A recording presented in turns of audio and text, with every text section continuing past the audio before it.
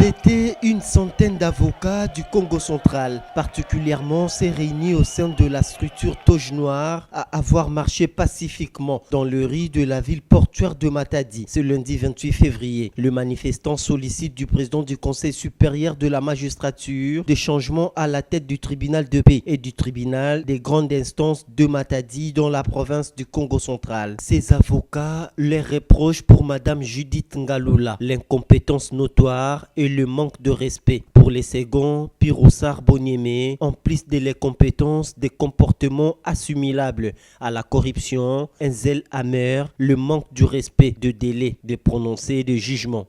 Aujourd'hui, les avocats du barreau du Congo central en ont marre d'un comportement de certaines autorités, de certaines juridictions bien déterminées dans notre mémo. On l'a dit, on a écrit, plus d'une fois ça continue. Voilà, on a annoncé aux autorités qu'aujourd'hui, on devait organiser une journée sans toge pour marcher et revendiquer ce droit-là. Demander que nous avons besoin d'une bonne justice, avec de bonnes personnes, avec une capacité nette de bien rendre la justice. Nous regrettons de la justice congolaise, particulièrement ici à Matadi. Nous marchons contre les instances de Matadi. Pour lui, la seule chose qui est gratuite chez lui, c'est la salutation. Tout acte procédural émane l'argent.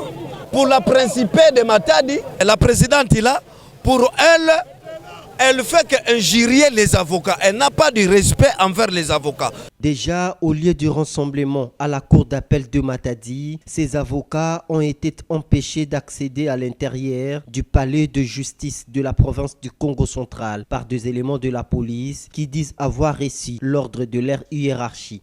Prends les images, prends les images. Juste...